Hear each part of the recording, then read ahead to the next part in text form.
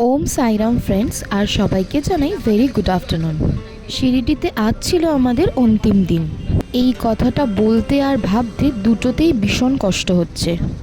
আমরা এই প্রথমবারই শিরডিতে এসেছিলাম, কিন্তু শিরডি জায়গাটা এতটাই ভালো যে আমাদের একটুও ফিল হয়নি যে আমরা বাইরের কোনো রাজ্যে এসেছি বা ফার্স্ট টাইম ভিজিট করছি। এই ৩-৪ দিনেই জায়গাটা আমাদের কাছে খুবই আপন, ভীষণভাবে চেনা হয়ে গেছিলো। আর তেমনই সেফ ছিল আমাদের 4টে মেয়ের পক্ষে। কোনো রকমের কোনো অসুবিধাও হয়নি। রাত্রি 12:30 অবধিও আমরা রাস্তায় ছিলাম। একটা মুহূর্তের জন্য আমরা আনসেফ ফিল করিনি, বরং খুব কাছের মনে হচ্ছিল, যেন বারবার এখানে এসেছি। খুব চেনা চেনা একটা ফিল লাগছিল। এমনই তো হয়, তাই না? মেয়েরা যখন বাবার কাছে আসে, বাবার বাড়ি বা বাবার জায়গা তো এরকমই হয়, সব সময় সেফ আর পিসফুল। আজকে আমরা সবার প্রথমে সকাল সকাল উঠে রেডি হয়ে বাবার দর্শন সেরে নিয়ে ব্রেকফাস্ট করে আবার হোটেলে গেছিলাম। অ্যাকচুয়ালি সব সময়ের কভারেজ বা ফুটেজ তোমাদেরকে দেখাতে পারছি না, বিকজ মন্দিরে যেহেতু ফোন অ্যালাউ নয়, তাই বেশিরভাগ সময় আমরা যখন দর্শনে বেরোচ্ছি তখন আমরা ফোন রেখেই যাচ্ছি। আর এখন বাজে ঘড়িতে ওই 12টা মতো। এখন আমরা একটা অটো নিয়ে চলে যাচ্ছি বাবার ভোজনালয়ে। আজকের লাঞ্চটা আমরা বাবার ভোজনালয়তেই সারব। বাবার ভোজনালয় যেমনি স্পেশাল তেমনি ফেমাস। এখানে প্রায় লাখ লাখ লোকের রান্না হয়। বাবার মন্দির যেমনি সমস্ত ধর্মের সমস্ত জাতির মানুষের জন্য খোলা, বাবার এই ভোজনালয়ও সমস্ত ধরনের মানুষের জন্য খোলা। ধনী দরিদ্র জাতপাত কোনো বিভাদ নেই। আমরা যে সকল সাই ডিভোটি সাই সচ্চরিত পড়েছি, সচ্চরিতেই লেখা রয়েছে বাবা রোজ দিন সবার জন্য রান্না করতেন, নিজের হাতে সবাইকে খিচুড়ি খাওয়াতেন। বাবার সমাধি নেওয়ার পর এখনও সেই ভোজনালয় কিন্তু সমানভাবে মেনটেন হচ্ছে। আসলে বাবা তো বলেই গেছে, त्याग शरीर चला जाऊंगा, भक्त हेतु दौरा आऊंगा, मन में रखना दृढ़ विश्वास, करे समाधि पूरी आस, मुझे सदा जीवित ही जानो, अनुभव करो सत्य पहचानो, मेरी शरणा खाली जाए, हो तो कोई मुझे बताए। বাবার সমাধি নেওয়ার আগে বাবা আমাদেরকে এই 11টা বচন দিয়ে গিয়েছিল, যার মধ্যে এই লাইনগুলো রয়েছে। বাবা তাদের ভক্তদের কল্যাণার্থে নিজের শরীর ত্যাগ করে সবসময় ছুটে আসেন আমাদের কাছে। আর বাবার সমাধি হলো সমস্ত সমস্যার সমাধান। আর যারা মন থেকে বাবার নামগান করবে তারা বুঝতে পারবে বাবা এখনও জীবিত, কারণ বাবা প্রত্যেকটা পদে পদে আমাদের সাই ডিভোটিদেরকে দর্শন দেন। তোমাদের সাথে গল্প করতে করতে দেখো আমরা পৌঁছে গেছি বাবার ভোজনালয়ে। এরিয়াটা ছিল ভীষণ বড়, তোমরা নিশ্চয়ই ছবি দেখে বুঝতেই পারছো। এবার আমরা একটু একটু করে এগিয়ে যাচ্ছি, চলে যাচ্ছি টিকিট কাউন্টারের দিকে। না না, এখানে সবসময় যে টিকিট দিয়ে খাওয়া হয় এরকম নয়। এখানে রয়েছে ফ্রিতে খাওয়ার লাইন আর 50 টাকার লাইন। কিন্তু যারা ফ্রিতে খাবে তাদেরকেও লাইনে দাঁড়িয়ে প্রথমে এখান থেকে কুপন নিয়ে নিতে হবে। আর আমরা নিয়ে নিয়েছিলাম 50 টাকার কুপন।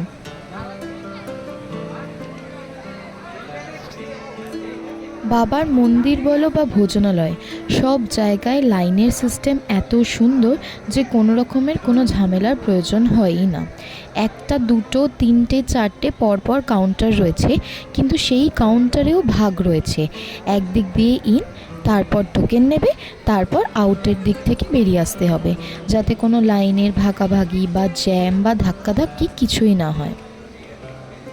লাইন দেখে বুঝতেই পারছো এখানে প্রায় লাখের ওপর লোক একদিনে খাবার খায়।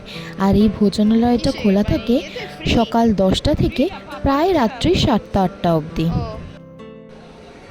এরপর আমরা চলে যাব ওই বিশাল বড় হল রুমটায় যেখানে বসে খাওয়ানো হয়। আর সামনেই দেখো বাবার সচ্চরিতের কাউন্টার। এখানে বিভিন্ন ভাষার সচ্চরিত রয়েছে, তবে আমি বাংলা ভাষার সচ্চরিতটা খুব একটা নোটিস করতে পারিনি।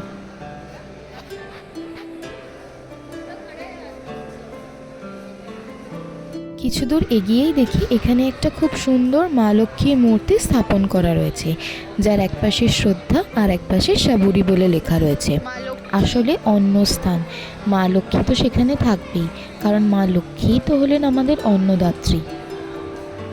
আর এই দিকে রয়েছে হাত ধোয়ার জন্য বড় লম্বা করে কলের ব্যবস্থা। এখানে মা লক্ষ্মীর সামনে দাঁড়িয়ে আমরা কয়েকটা ছবি তুলে ধীরে ধীরে এবার এগিয়ে যাচ্ছি লাইন বরাবর। তোমাদেরকে তো বললামই এখানে লাইনের সিস্টেম খুবই ভালো, যাতে ধাক্কা ধাক্কি হুড়ো তাড়া কিছুই না হয়। কি সুন্দর দেখো জিগজ্যাগভাবে লাইনটাকে অ্যারেঞ্জ করেছে। কিন্তু ঢুকতে যাওয়ার সময় আমাদের গার্ড দেখে বলল, আপনাদের তো 50 রুপিসের কুপন রয়েছে, তাই এই জায়গাটায় আপনারা খেতে পারবেন না। পাশের বিল্ডিংয়ে 50 রুপিসের কুপনের খাওয়ার ব্যবস্থাটা রয়েছে। তাই আমরা যেই রাস্তা দিয়ে ঢুকেছিলাম সেই রাস্তা ধরেই বেরিয়ে এলাম।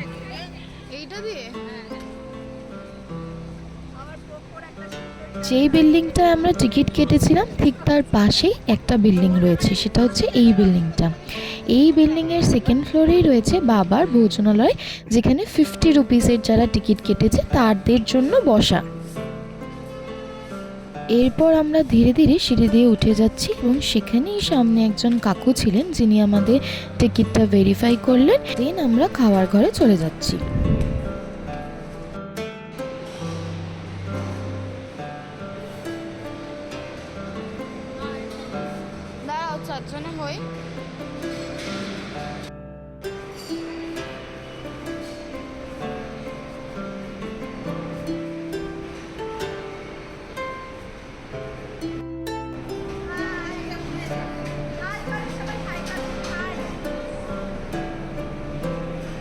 চলে এসেই সামনে একটা টেবিল রাখা ছিল, যেখানে একজন আঙ্কেল বসেছিলেন।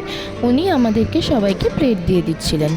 আর প্লেটগুলো ছিল খুবই সুন্দর, খুব খাটা খাটা, যেরকম ছোটোবেলায় আমরা থালায় খেতাম। সে থালা নিয়ে নেওয়ার পর আমরা ডিরেক্ট চলে গেছিলাম কাউন্টারে। এখানে টেবিল চেয়ারে বসে খাওয়ার ব্যবস্থা ছিল, কিন্তু খাবারটা তোমাকে এই কাউন্টার থেকেই নিয়ে নিতে হবে। শুধু এই কাউন্টারটাও নয়, মধ্যিখানে অনেক কাউন্টার বসানো রয়েছে। যদি খাওয়ার খেতে খেতে দরকার পড়ে তাহলে এতটা উঠে আসতে হবে না, মিডিলের যে কোনো কাউন্টার থেকে তরকারি বা রাইস বা রুটি যাই লাগবে সেটা নিয়ে নিতে পারো।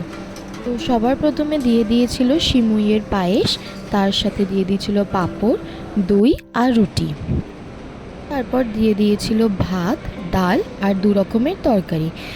একটা ছিল বাঁধাকপির তরকারি আর একটা ডালের তরকারি, আর তার সাথে ছিল পেঁয়াজ আর জল খাওয়ার জন্য গ্লাস আর জলের জগ দুটোই রাখা ছিল।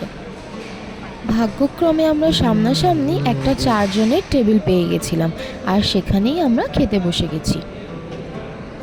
প্রত্যেকটা খাওয়ার টেবিলেই এরকম বাটি ভর্তি অরেঞ্জ কি যেন একটা রাখা রয়েছে, যেটা খেতে মিষ্টি মিষ্টি, কিন্তু আমরা এটা বুঝে উদ্ধার করতে পারছিলাম না যে এই জিনিসটা কী। আমরা আস্তে আস্তে গল্প করতে করতে খাওয়া দাওয়া করছিলাম। আর এই দেখো, এই মাঝখানেও একটা কাউন্টার রয়েছে। ওই যে বললাম না, যারা ধরো আরও কিছু নেবে তাদেরকে যে সবসময় এত দূর এসেই ওই কাউন্টার থেকেই নিতে হবে এরকম কোনো স্পেসিফিকেশান ছিল না। মধ্যিখানে কাউন্টার ছিল, যারা চাইবে তারা ওই কাউন্টার থেকেও গিয়ে নিয়ে আসতে পারবে। খাওয়া দাওয়া কমপ্লিট করে আমরা ভোজনালয়ে বাইরে তো চলে আসি, কিন্তু বাইরে তখন প্রায় মনে হচ্ছে আগুন জ্বলছে, এতটাই গরম ছিল। লিটারেলি আমরা পুড়ে যাচ্ছিলাম মনে হচ্ছিল, আর পা গা হাত পা যেন চিরবির করছিল, এতটাই রোদ ছিল। তাই জন্য ঝটপট করে আমরা এখানে কয়েকটা ছবি তুলে নিয়ে আবার টোটো বুক করে রওনা দিলাম হোটেলের দিকে।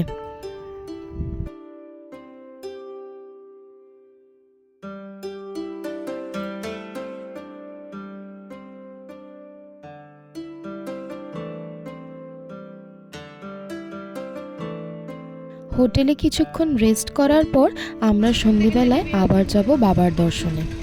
বাবার মন্দিরের গলি থেকে ভোজনালয়ের ডিস্টেন্স ছিল খুবই কম। আমাদের টোটো ভাড়া নিয়েছিল 10 টাকা। ফিরে এসে আমরা এখানে দেখে নিচ্ছিলাম একটা কোলাপুরি চটি। সবাই আমরা একটা করে কোলাপুরি চটি কিনবো বলে ডিসাইড করেছিলাম, কারণ তোমাদের তো এর আগের দিনই বলছিলাম এখানে কোলাপুরি চটিও ভীষণ ফেমাস, আর এখানে কোলাপুরি চটির অনেক কালেকশন রয়েছে এবং অনেক দোকানও রয়েছে। আমরা 4 জনে 4টে কোলাপুরি চটি নিয়ে এবার চলে যাচ্ছিলাম একটু রেস্ট করতে। হোটেল রুমে বেশ কয়েক ঘন্টা রেস্ট করার পর আবার আমরা রেডি হয়ে নিয়েছি। আজ ছিল আমাদের শিরডি শেষ সন্ধ্যা, তাই জন্য সবার প্রথমে চলে এসেছিলাম দ্বারিকা মাইতে। কিন্তু এখানে তো ফোন নিয়ে ঢুকতে দেয় না, তাই মায়েরা ঢুকেছিল। তা আমার কাছে ফোন রেখে গেছিলো, তারপর আমি ঢুকেছিলাম, তারপর মায়েদের কাছে আমার ফোনটা ছিল। আর যতক্ষণ মারা ভেতরটা ঘুরছিল ততক্ষণ আমি বাইরে থেকে যতটা সম্ভব তোমাদের সাথে শেয়ার করে নিচ্ছিলাম। বাবা তার বাণীতে বলে গেছিল এই দ্বারিকা মাই হলো আমাদের মা, তাই তার কোলে বসে যে কোনো রকমের দুঃখ বা কষ্ট জানালে সেটা অবশ্যই খুব তাড়াতাড়ি উপশম হয়ে যাবে। আর আমি এটাও শুনেছি দ্বারিকা মাই এমন একটা সুন্দর জায়গা, অনেক দিন যাদের ধরো ঘুম আসছে না বা প্যালপিটেশন হচ্ছে, ওখানে বসলে একটা অদ্ভুত শান্তি পাওয়া যায়। আর এই শান্তিটা আমরা নিজে গিয়ে ফিল করেছি। ওখানে একটা পজিটিভ গন্ধ, একটা পজিটিভ ভাইবস রয়েছে।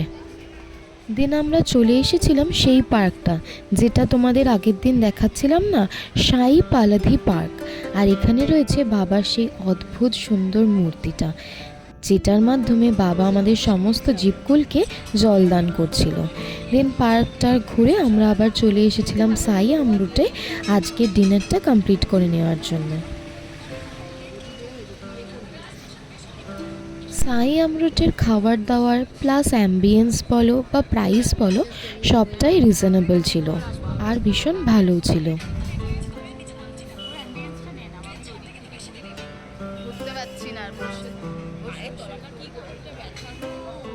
আজকে আমরা ডিনারে নিয়ে নিয়েছিলাম তন্দুরি রুটি আর তার সাথে নিয়ে নিয়েছিলাম কাজু পনির ভর্তা। কাজু পনির ভর্তাটা জাস্ট অসাধারণ ছিল। কালকে আমাদের মনমাদ স্টেশন থেকে 8:20 ট্রেন ছিল, তাই কাল সকাল সকাল বাবার দর্শন ছেড়ে শেষ কয়েকটা কেনাকাটা করে আমরা দুপুরই রওনা দেব মনমাদ স্টেশনের উদ্দেশ্যে। আজকের মতো এখানেই থাক। আর শেষ পথে বাড়ি যাওয়ার আগে বাবার মন্দিরের সামনে আমরা দাঁড়িয়ে ছবি তুলে নিচ্ছিলাম।